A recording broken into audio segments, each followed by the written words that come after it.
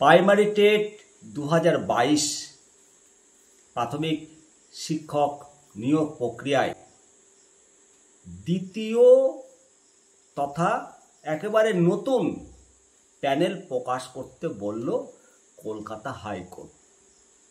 নিঃসন্দেহে গুরুত্বপূর্ণ এবং যুগান্তকারী নির্দেশ। শুক্রবার কলকাতা হাইকোর্টের মাননীয় বিচারপতি অমৃতা সিনহা মহাশয়া নির্দেশ দিয়েছেন যে বিকল্প প্রশিক্ষণ ডিগ্রি যদি থাকে সেই ডিগ্রিকে মান্যতা দিতে হবে এবং মান্যতা দিয়ে মামলাকারীদেরকে নিয়োগ প্রক্রিয়ায় সুযোগ করে দিতে হবে। আর এর জন্য পশ্চিমবঙ্গ প্রাথমিক শিক্ষা পর্ষদকে সেকেন্ড প্যানেল প্রকাশ করতে হবে এবং সেকেন্ড প্যানেল প্রকাশ করার সিদ্ধান্ত পর্ষদকে নিতে হবে। অর্থাৎ যে সমস্ত পিটিশনাররা কলকাতা হাইকোর্টে মামলা করেছেন তাদেরকে বিকল্প ডিগ্রির ভিত্তিতে নিয়োগ প্রক্রিয়ায় সুযোগ দিতে হবে।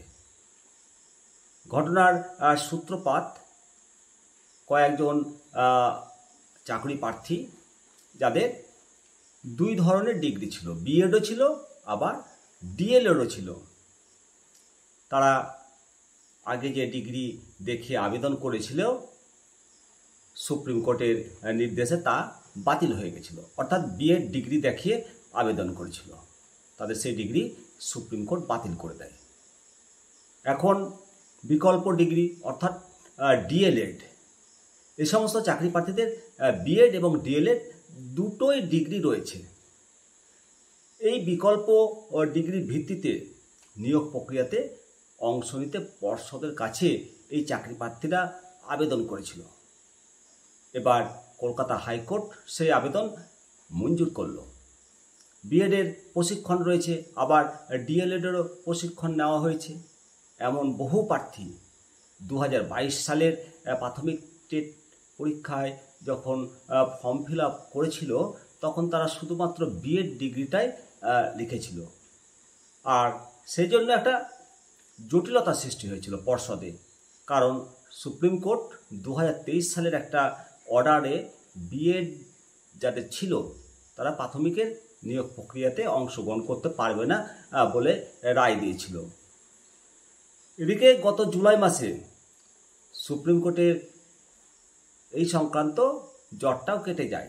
শীর্ষ আদালত একেবারে জানিয়ে দিয়েছেন যে পরীক্ষার্থীরা ফর্মে যাই লিখুন না কেন, ডিএলএড প্রশিক্ষণ নেওয়া থাকলে তারা নিয়োগ প্রক্রিয়াতে অংশগ্রহণ করতে পারবে।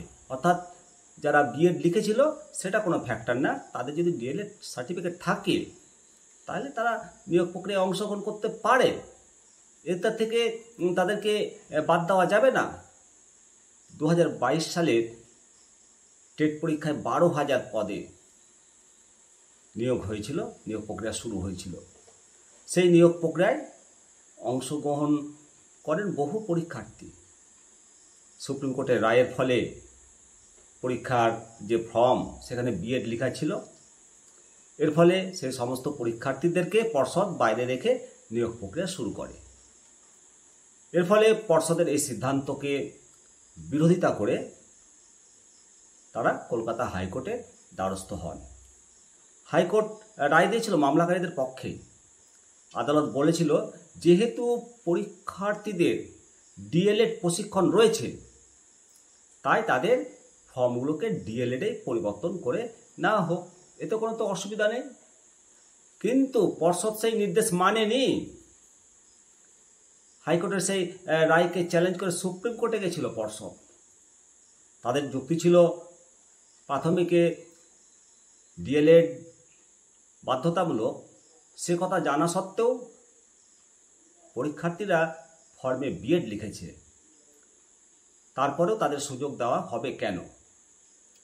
পর্ষদের এই যুক্তি ধোপে টিকে নিয়ে গ্রাহ্য হয়নি সুপ্রিম কোর্টে।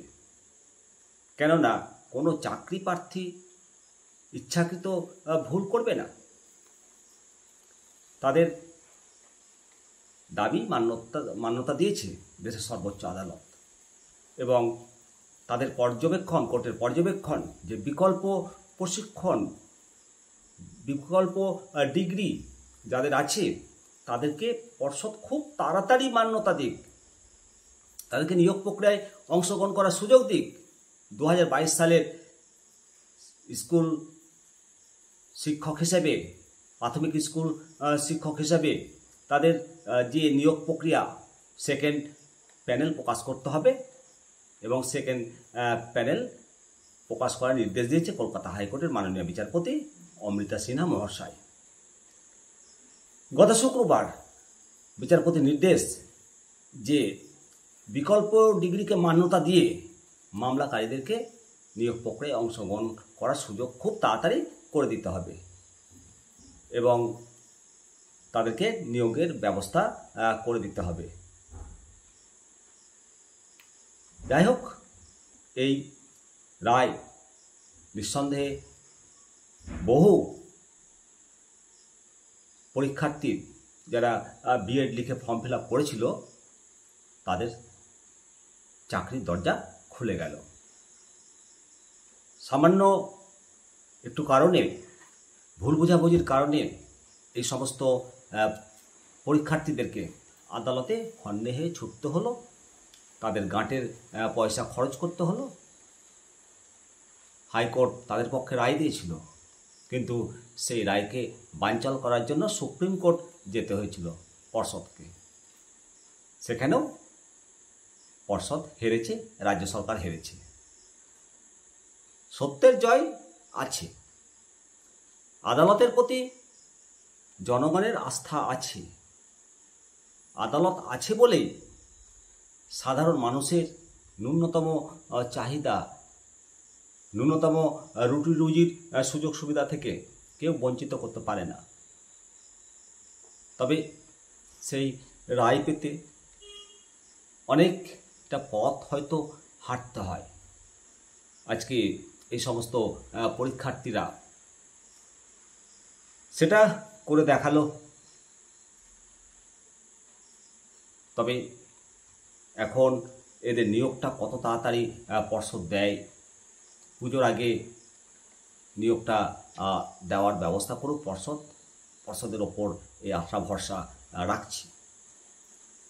বেকারের যন্ত্রণা, বেকারের দুঃখ কষ্ট একজন বেকারই জানে। চাকরি পাওয়ার আগের দিনগুলো কথা মনে করতেই বা মনে পড়তে বা স্মরণ করতেই তখন মনে হয় যেন একজন বেকারকেও, যোগ্য বেকারকেও বঞ্চিত না করা হয়। আর যারা বঞ্চিত করছে তাদেরকে খুঁজে বের করে যথোপযুক্ত আইনি শাস্তির বিধান করতে হবে। আপনারা অবশ্যই মতামত দেবেন। দেখতে থাকুন নিমতিতা দর্শন। আপনাদের সঙ্গে আমি শিবরাম সরকার। নমস্কার।